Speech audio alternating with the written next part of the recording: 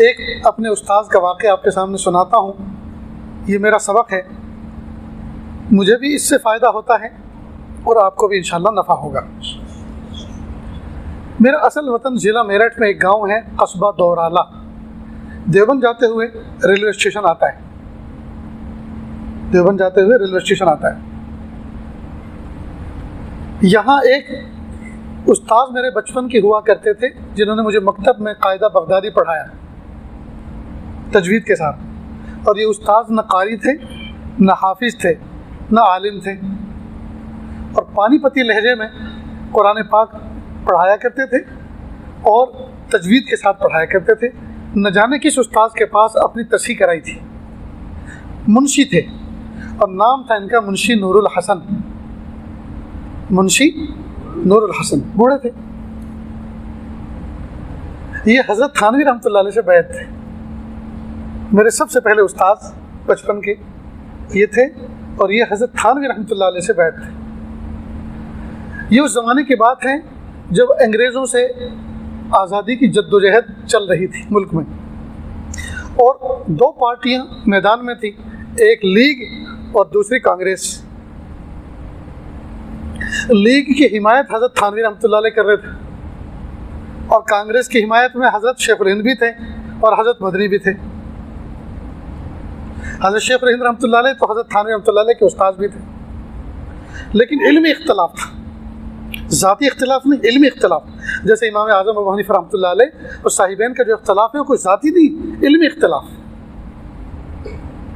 लिहाजा कोई दुश्मनी नहीं थी, दुश्मनी की बिना पर, नफसानियत की बिना पर इख्तलाफ नहीं था, इल्मी राय थी एक। चुनांचे हज़रत शेखुल हिंद रहमतुल्लाह अलैह जब माल्टा की जेल से आज़ाद होकर, रिहा होकर जब देवबंद पहुँचे और जगह जगह पे कांग्रेस के जलसे हो रहे थे, तो थाना भवन के अंदर कांग्रेस के हामियों ने कहा हज़रत एक जलसा यहाँ करो, और मकसद क्या था, ताकि हज़रत थानवी को नीचा दिखाया जा सके, क्योंकि बहुत हज़रत को हाथों हाथ लिया जा रहा था और बहुत मजमा जमा होता था। हज़रत ने फरमाया हिंदुस्तान भर में जहाँ आप जलसा करोगे जाने के लिए तैयार हूँ, लेकिन थाना भवन नहीं, क्योंकि वहाँ मेरा एक शागिर्द रहता है और शागिर्द को जो मुझसे इख्तलाफ है वो इल्मी राय की बुनियाद पर है, ज़ात की बुनियाद पर नहीं।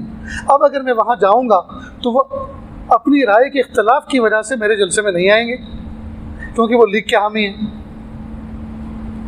और अगर वो आते हैं तो उनकी राय के ख़िलाफ़ होगा जो उनके साथियों को भी गवारा नहीं होगा और उनको लान तान करेंगे। और अगर नहीं आएंगे तो बहैसियत शागिर्द होने की उनको कलक होगा, मेरे उस्ताद आए हैं मैं नहीं गया, तो मैं उनको किसी भी तरह से तकलीफ़ देना नहीं चाहता। उस्ताद की राय थी।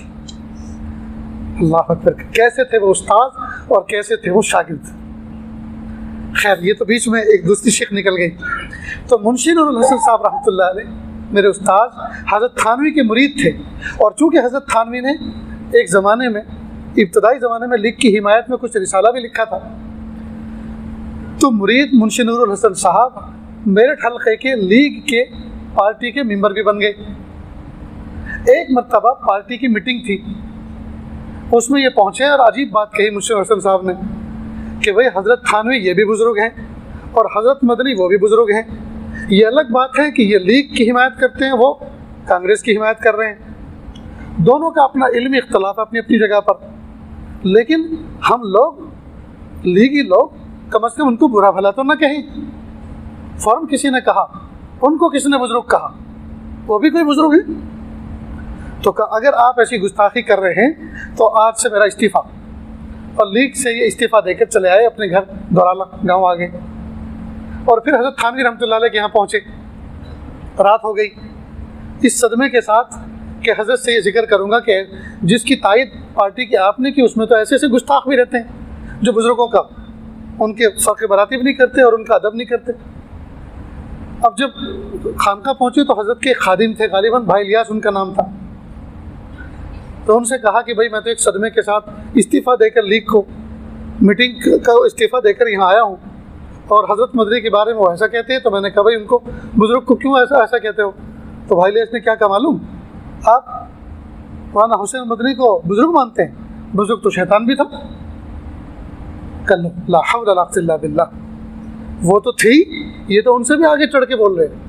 जब इनका ये हाल है तो फिर पता नहीं क्या क्या हाल होगा, अल्लाह खैर करे। अब देखो सुबह होती है, हज़रत से बात करेंगे। चुनांचे सुबह हुई। जब सुबह हुई तो हज़रत से अब बात कहाँ से शुरू करें, कैसे आगाज़ करें, हिम्मत नहीं हो रही थी। मजलिस लगी हुई थी, हल्का लगा हुआ था। तो हज़रत ने अज़ खुद एक ख़त निकाला कि मेरे पास किसी साइल का एक सवाल आया है, ख़त आया है, मैं पहले आपको उनका सवाल सुना दूँ, फिर उसका जवाब भी सुनाऊँगा जो मैंने लिखा है। साइल सवाल कर रहा है, हज़रत देवबंद के अंदर जो बुज़ुर्ग हैं वहाँ सरापा रहमती रहमत है। हज़रत मदनी की तरफ इशारा था। वहाँ सरापा रहमती रहमत है और आपके यहाँ सरापा ज़हमती ज़हमत है।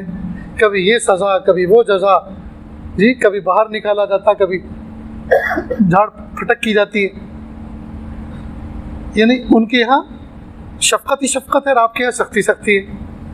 तो हज़रत ने फरमाया कि सुन लिया आपने, अब मैंने जवाब क्या लिखा है वो भी सुन लें कि वो तो बहते दरिया की मानिंद है और उसमें अगर कोई पेशाब भी कर दे बहता दरिया पाक हुआ करता है। दरिया के ऊपर कोई असर नहीं पड़ता, दरिया की पाकी पे कोई असर नहीं पड़ता। मैं तो एक मटके की तरह, घड़े की मिसाल मानिंद हूँ कि अगर उसमें एक कतरा पेशाब भी डाल दो तो वो ख़राब हो जाता है, उसकी पाकी पे असर पड़ जाता है। गोया हज़रत तो बड़े दिल वाले, बड़े ज़र्फ़ वाले, बड़ी शख्सियत हैं जी। उनके सामने अगर कोई बेअदबी या खिलाफ उसूल होता है तो उनकी तबीयत पर असर नहीं पड़ता, लेकिन मैं तो कमज़ोर हूँ, छोटा हूँ, मेरी तबीयत जल्दी मुतासिर होती। जब ये अल्फाज उन्होंने कहे तो हज़रत मुंशी नूर साहब को हिम्मत आ गई कि हज़रत को इतना ऊंचा मकाम दे रहे हैं वो खुद, और अपने आप को इतना छोटा कह रहे हैं। हज़रत मुझे भी कुछ अर्ज़ करना है कि जी कीजिए। कब मैं मेरठ के अंदर दिल बर्दाश्त होकर मुस्लिम लीग कमेटी से इस्तीफ़ा देकर इस बुनियाद पर घर आया और सदमे के साथ मैं थाना भवन पहुंचा कि आपका वाक़या सुनाऊं। ये वाक़या आपको सुनाने से पहले जब मैंने आपके खादिम भाई इलियास को सुनाया तो उन्होंने अजीब बात कही, कहा कि तुम मौलाना मदनी को बुज़ुर्ग समझते हो, बुज़ुर्ग तो शैतान भी था। ऐसा उन्होंने कहा, ये बात आप उनके सामने कह सकते हैं? कि जी हाँ मैं कह सकता हूँ। तब बुलाओ भाई इलियास। बुलाया गया। बुलाने के बाद कहा कि आप इनको जानते हैं? कि जी हाँ ये मेरे दोस्त के बेटे हैं। कहा आपकी इनसे कोई अदावत और दुश्मनी तो नहीं? कि नहीं।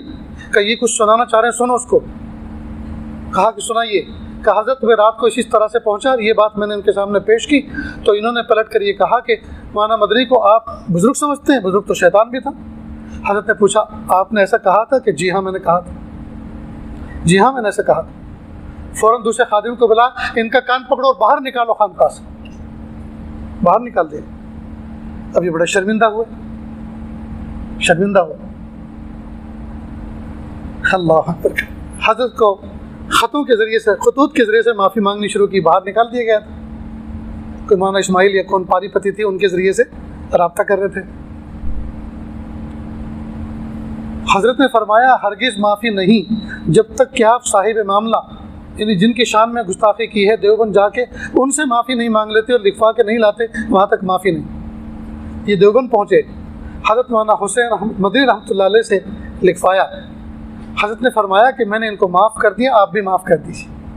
हज़रत ने पढ़ा और कहा कि नहीं, मोतबर नहीं। पता नहीं आपने वहाँ जाके क्या वाक़या सुनाया और किस वाक़ये पे उन्होंने आपको माफ़ी दे दी। मुझे क्या पता ये वाक़या गुस्ताख भरा आपने की सुनाया कि नहीं सुना। ये वाक़या सुनाओ, हज़रत इसका हवाला लिखें और फिर कहें कि मैंने माफ़ किया तो मैं समझूंगा कि उन्होंने माफ़ कर दिया।